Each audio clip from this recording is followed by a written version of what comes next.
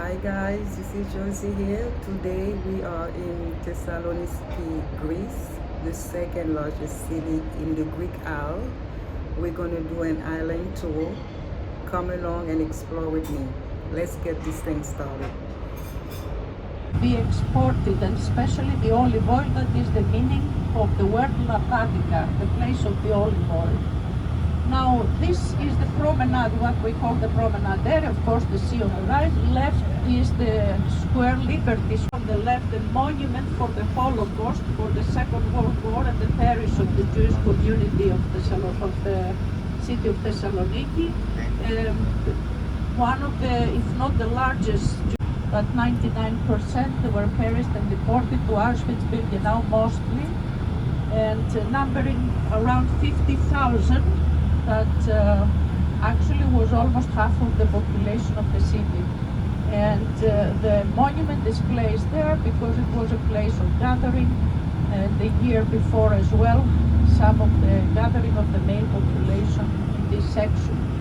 Now also, when we view these places, you can come back later if you like. This area here on the left is Aristotle Square.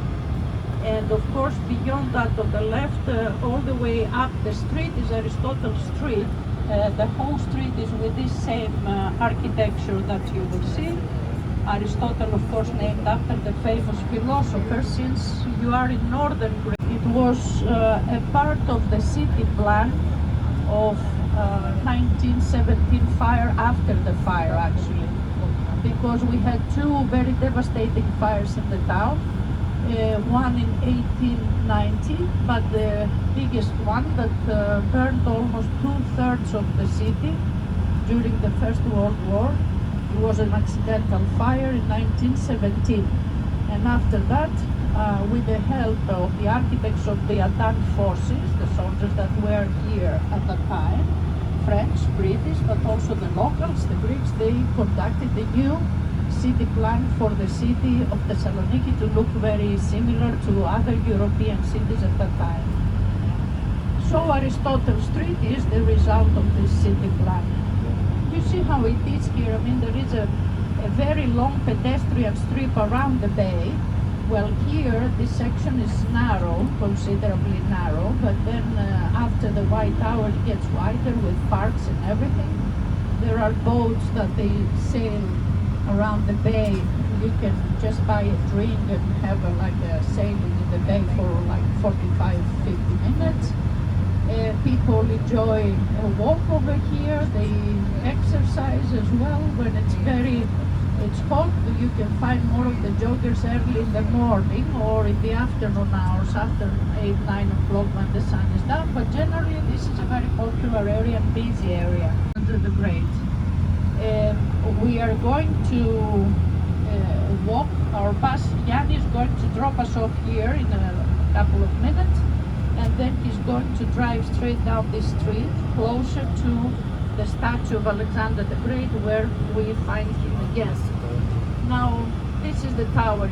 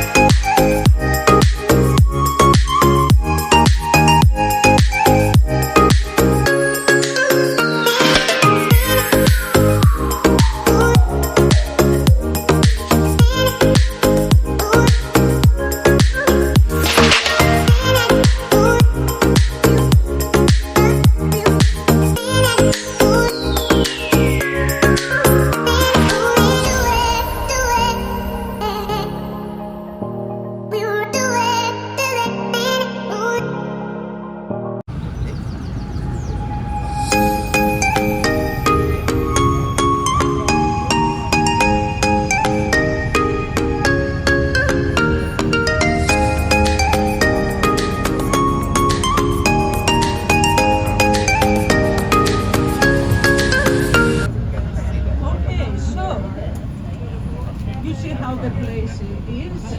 We drive through the city center now, and we see monuments and places of interest. In Thessaloniki, the city center, or what we call downtown today, or the historic part, it has a little bit of everything. Distances are not very far, and there are also the commercial shopping areas, the recreation areas. All is convenient, I mean, in distances. And now we will drive slowly through the town and see the sights. We are first of all in the area where the city hall, the mayor's offices are. When we start again, it is across the street on the right, like 1 o'clock now. You will see it much better because we are turning left. And also the area that is known, the area of the museums, because the 3 major museums are here in this area: the archaeological, the Byzantine, and contain 315 BC. By Cassander. Very shortly, Cassander made sure that he would build a big infrastructure for the city, as all of the Greek cities in the past, the Greek world, I mean, the main towns, they had walls all around, the fortification, acropolis, theater, revolving, rotating cafeteria for someone to enjoy the view from there. Left across the street, the big yellow building is, of course, the building of YMCA. But the building was constructed in 1926. It is quite an old arrival here in the town of Thessaloniki. And also, it's important because YMCA introduced basketball in Greece with here first, Thessaloniki. So even today it's famous and active in sports very much. On the right here, it's a big area, as you can see. All these facilities, the pavilions, the small and big buildings inside the interior of the right is the fairgrounds. And you may notice in the town these flags everywhere. It's because the main fair is taking place these days, the International Trade Fair, as it is called. For the first time started in 1926. Here, though, in this area, all of this area came after. We have 80,000 students in this campus. 80,000. There is another university, smaller Macedonia University, with approximately 25,000 students. And talking about universities in Greece, we mean the state universities, public schooling. That means also that all of these thousands of students, wherever they study in Greek buildings of the late 83rd century, the late Roman period.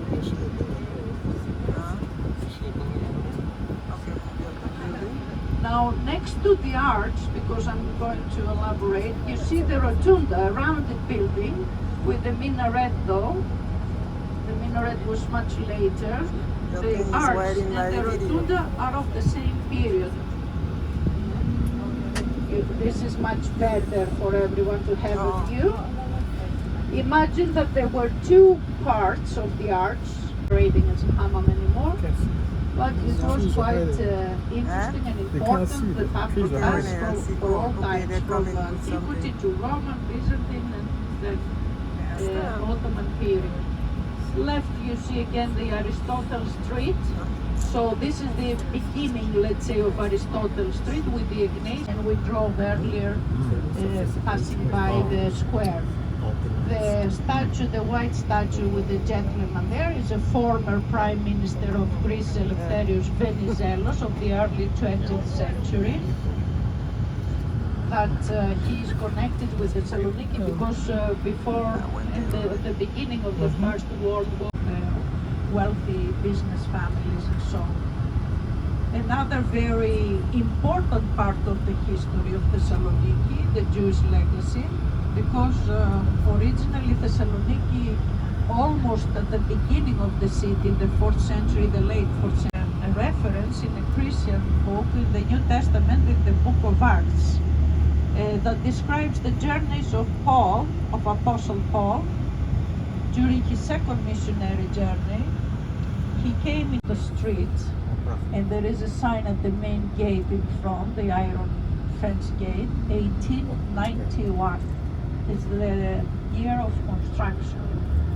And at that time, of course, still Ottoman Empire in northern Greece, it was for government or the governmental services of the Ottomans that was constructed after the fire of 1890. In the 19th century, we see everywhere in nowadays and after 1912 with the liberation, it still houses governmental facilities and buildings. Here on the left is the big church of St. Demetrios.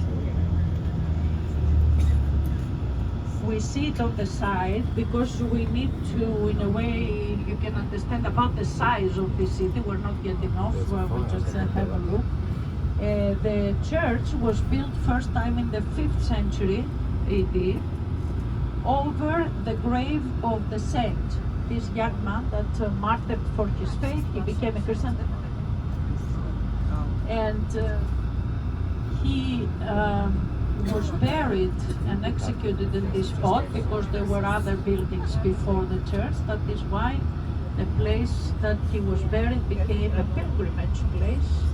And in the 5th century, the big church was built as you can see now. This saint is also the patron saint of the city of Thessaloniki. I would mention that 97% of the population in Greece. There is the consulate on the left, and if you look through the corner here on the left, you will see this old building, pink, more or less kind of pinkish. That is the house of the family. It is in the premises of the consulate today. It is a museum. That is why you see these buses. Our neighbors, when they travel here, they come to see also the place that their leader lived quite many years. Ataturk was born here in Thessaloniki, as this was Ottoman Empire. He lived all of his childhood, high school years. Then he moved for the military schools and other. Was that unfortunately a year before, in 1942, was destroyed by the Nazis. Destroyed to the ground. It was an area with approximately 400,000 graves actually. And over here you see what is left of the Armenian and Orthodox cemetery of our times, 19th century mostly. Now you see that slowly we go uphill, we drive uphill.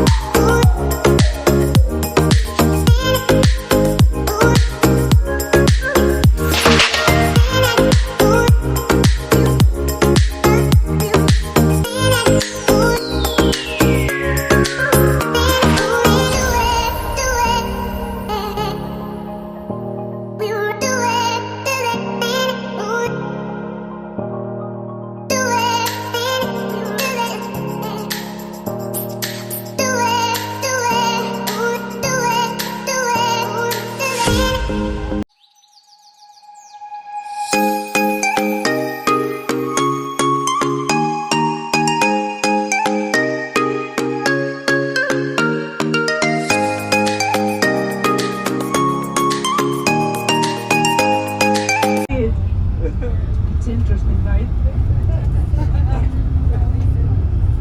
Okay, so see how it is. This area is still the modern town today, but we do have also ruins of the Acropolis. What was the Acropolis? As in every place in the Greek world, the big cities, they had like a fortress, a citadel on a higher or steep place. This is here left, what is left of the Acropolis of Thessaloniki. But mainly, most of the ruins and the buildings, they are like early Byzantine period, late Roman, early Byzantine period and after. At the lower parts where the big blocks, the boulders are the 4th century BC. Then you have the interior that looks like a small left castle or fortress, the inner part of the Acropolis, and the yellow buildings that you see attached to the fortress were the buildings that were constructed in the 19th century to accommodate the prison. From the White Tower, the prison was transferred here on the left. So they added these buildings inside and outside to accommodate the prison, but actually the prison operated there until 1982. Hi guys, that's the end of the video, making a quick stop for a snack at this hotel. If you enjoyed this video, please subscribe, like, give me a thumbs up, and I'll see you on the next video. Bye.